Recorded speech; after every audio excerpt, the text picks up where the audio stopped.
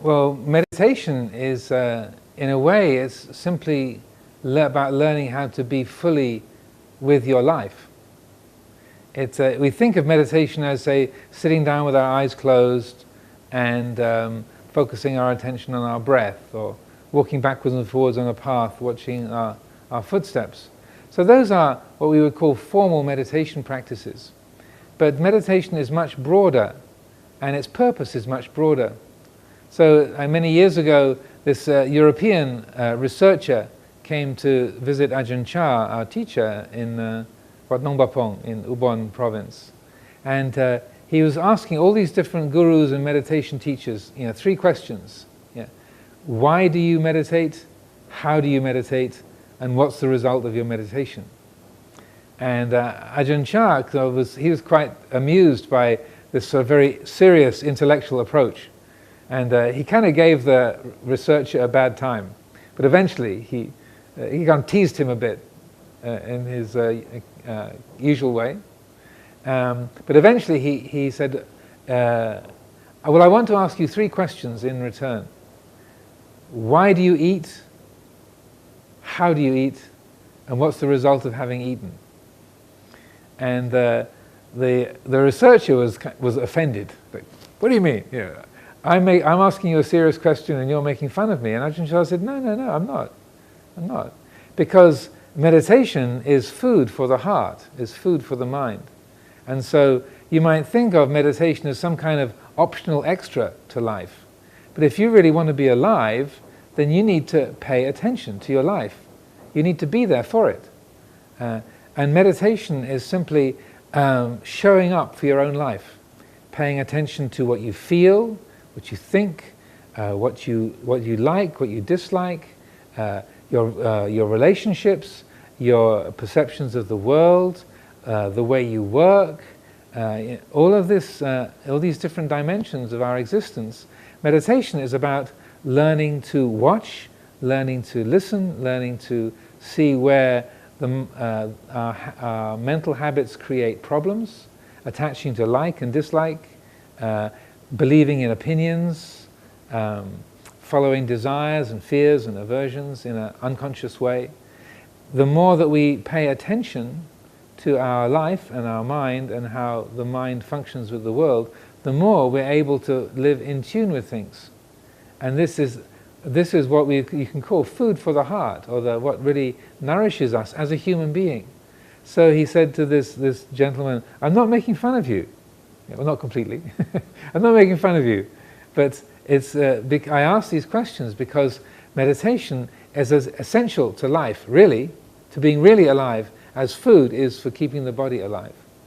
And the Buddha said, mindfulness is the path to the deathless, to the amata Dhamma. Heedlessness is the path to death. The mindful never die. The heedless are as if dead already.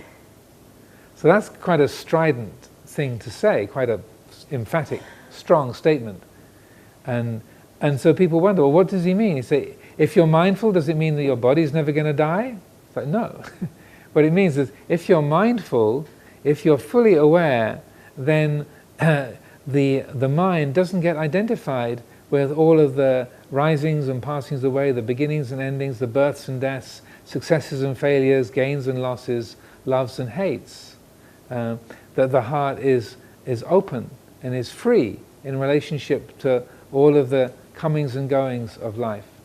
So, in a sense, he said, the mindful do not die. It's like the mindful, their hearts are open to all things. They're free from attachment to birth and death, as we would say in Buddhism, but they're free from attachment to being praised, being criticized, being rich, being poor, being happy or being unhappy. If you're wise, you can feel, a strong sense of grief. Just yesterday, someone was asking this question at a Dhamma talk. You can feel grief. Say that your mother's died or your father's died. You can have tears running down your face, feeling the sadness of your mother dying, but you can be completely at peace at the same time. It's a sad feeling. The tears are running, but you're absolutely okay. And to our thinking mind, you're like, well, that's impossible. Either you're really upset, like, oh, my mother's died, or you're really cold, like, I don't care. All sankharas arise and pass away, you know. But it's not. It's that the middle way is where we feel emotion, we feel happiness or excitement, we feel fear or like and dislike, we feel grief. But the heart is completely aware of them and unentangled in them, and not identified with them. So that when we are, say, developing mindfulness, or anyway, full heartfulness, or when the heart is full of the present moment, the mind is full of the present moment, then, as the Buddha put it, we're really alive. And then to say the heedless are as if dead already. And the Thai word pramad means crazy, like drunk or crazy. Pramad, that comes from the Pali pamada. So he said that those who are pamada are as if dead already. It's like your body might be breathing and you might be moving around, you might have a high-powered job, but if you're heedless, you're as good as dead. You're not really there for your own life. You're with someone, but you don't see them. You just see your own projections about them. Is the guy attractive? Is he not attractive? Is he rich? What can I get from him? What does he want to get from me? You know, am I more handsome than he is? Or is he more handsome than I am? You know, that you're not seeing the other person. You're filled with your own fears and projections. You know, even as a monk, you know, you can have this kind of, is that person, have they got a higher rank than me? Are they not? Is their meditation better than mine? Or my meditation's better than him? I'm being interviewed by a TV program. I'm more special than that monk who's not being interviewed. Look at me, you know. Then if our mind is heedless and filled with self-centered thinking, then you're not really alive. You know, if you believe in those thoughts and invest in them, you're as good as dead, according to the Buddha's estimation. So meditation then is, we use the exercises like mindfulness of breathing, mindfulness of walking, metta bhavana, loving kindness meditation. Those are all, say, particular methods that we can use in order to help bring our attention to the present moment.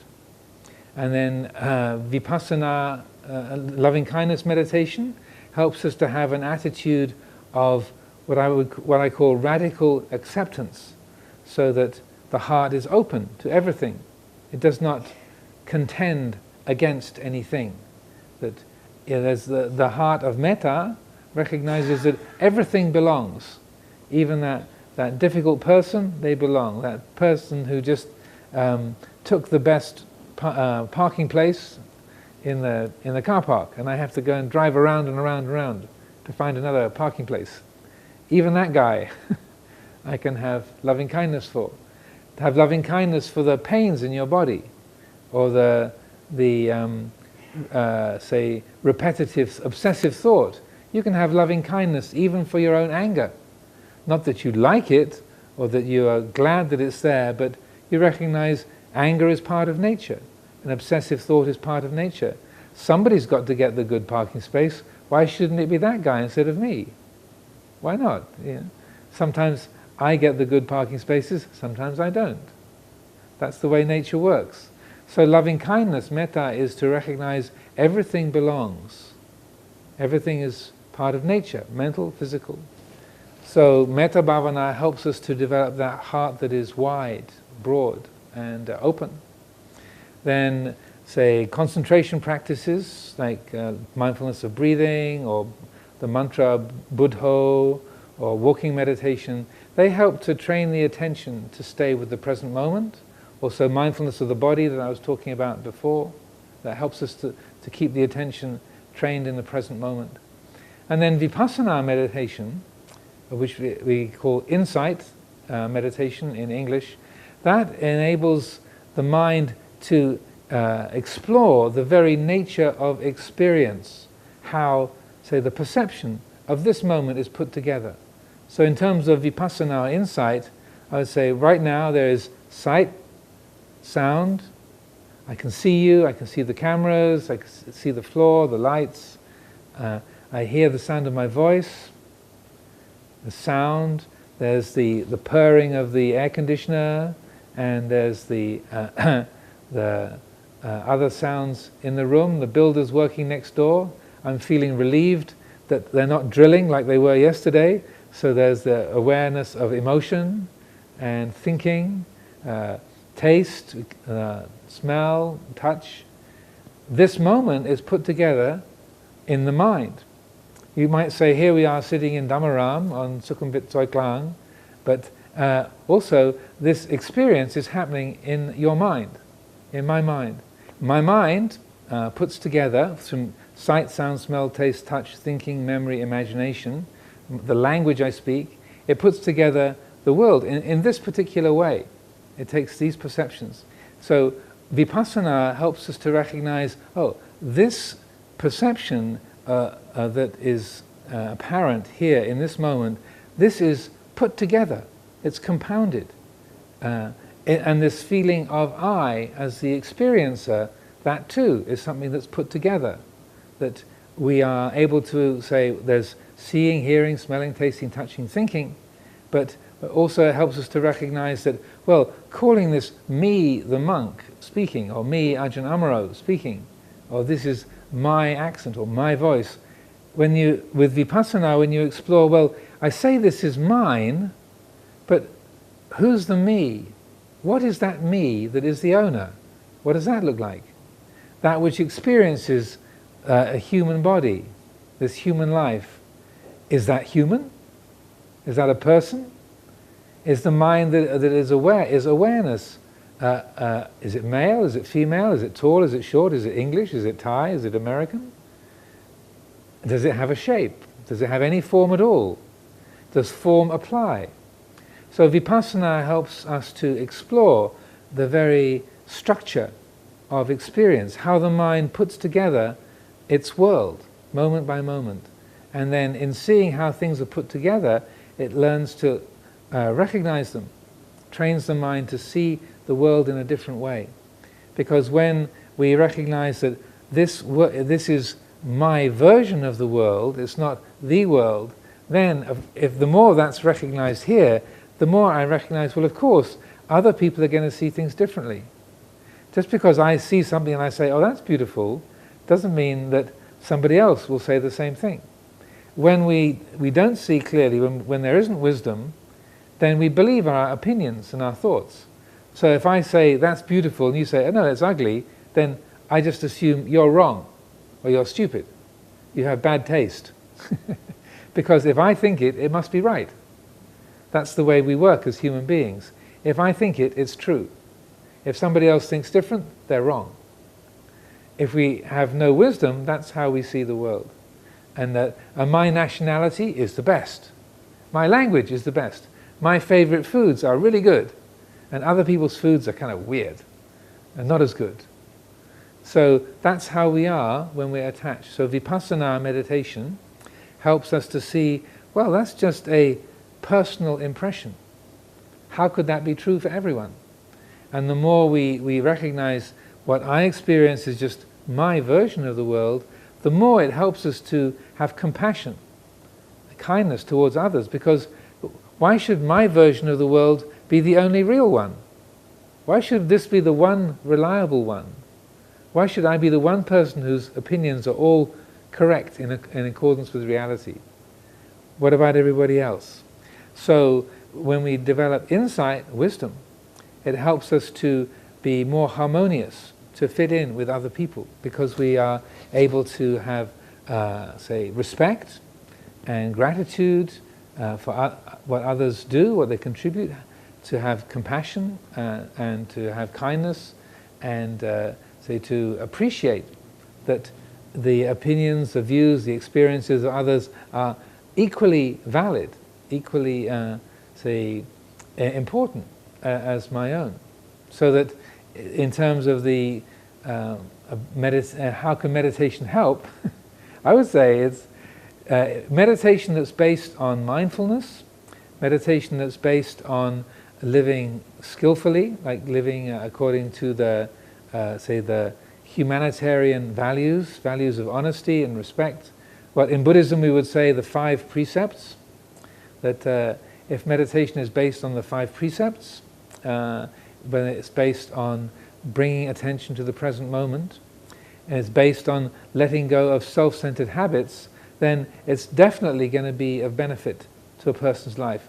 Whether they call themselves a Buddhist or not is immaterial. Like at Amaravati monastery where I live in England, we have a weekly meditation class. We have people, Buddhist people, Christian people, Muslims, Hindus, Sikhs, people who are determined to be not religious at all, but are very dedicated meditators. I'm not a Buddhist, but you come here every week. You come here every week for 30 years. Yeah, but I'm not a Buddhist.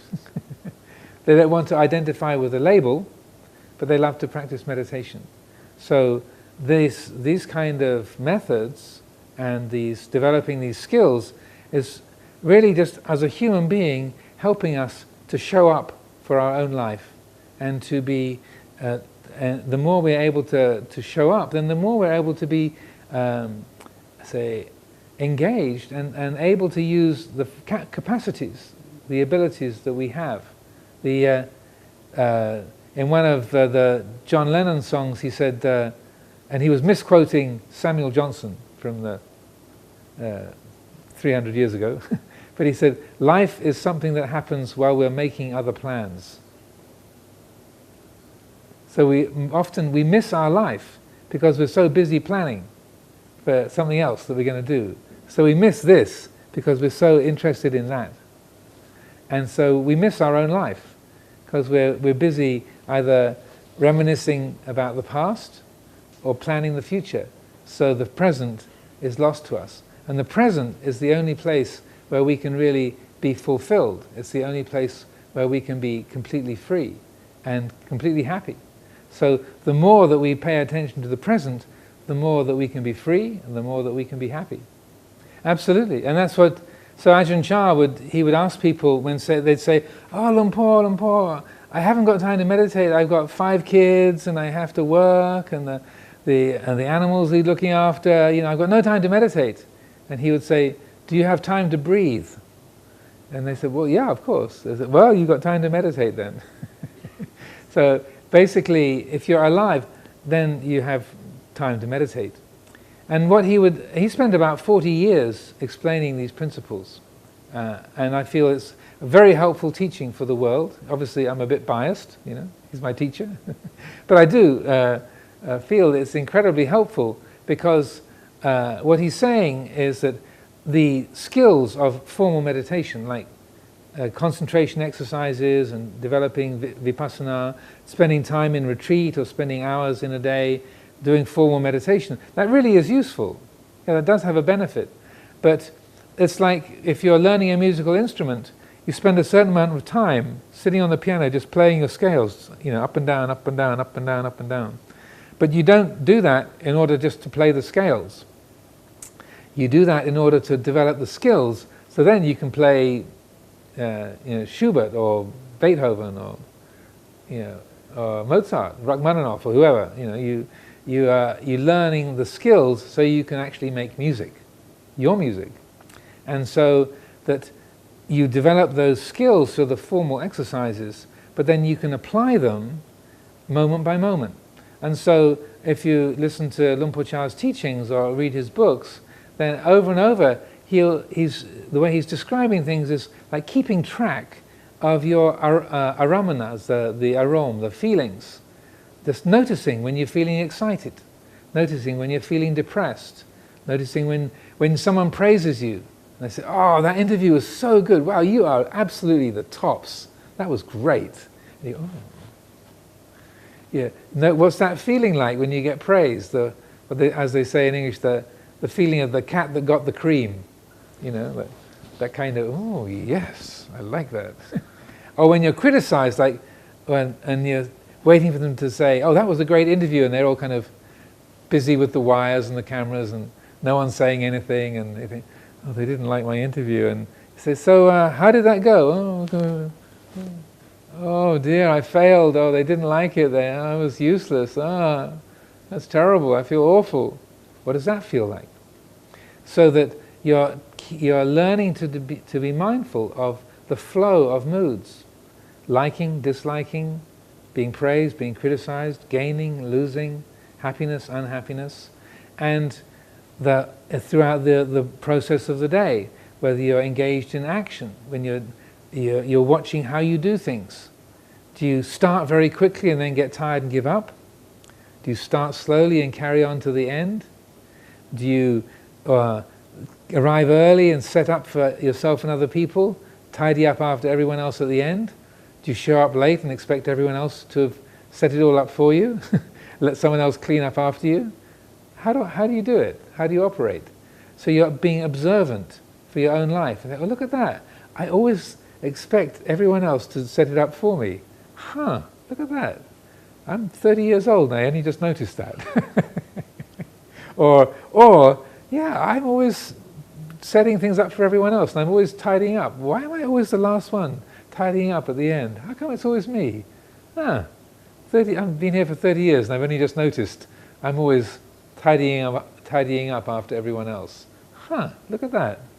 So that meditation then becomes getting to know your own life, then the people around you, learning to recognize their characters, learning to be attentive to the group that you're talking to, the group that you work with, the company you're a part of, to be learning to know what's the right amount. Okay, when in terms of the time you spend on something, or the amount of food to eat, or if you spend too much time on video games, then what's your brain like for the next day? Yeah. What's the right amount? Okay, let's say a couple of hours of video games is fine, but if I spend 5 hours or 6 hours, I'm fried for the next day. Okay, so the right amount, the matanyuta, is okay. A couple of hours, that works. With food, with the time you spend with others, the time you spend alone. So these kind of say skills to develop as a well-rounded person, that all comes from watching your mind, being observant, learning to see how things work. So in that respect, meditation never has to stop. And so the exercises of say watching your breath, or doing jongkrom, walking up and down meditation, they help to sharpen the attention. But its main use is working with your kind of partners in the film company, or with your family, out on the street, dealing with the other people on the SkyTrain. That is really where we use the practice. And then we realize that, as Luang Por Chah again would say, you can suffer in every posture, therefore you can practice in every posture. Whether you're sitting, standing, walking, or lying down, you can still make problems for yourself. Therefore, you can also solve those problems, even when you're sitting, standing, walking, or lying down.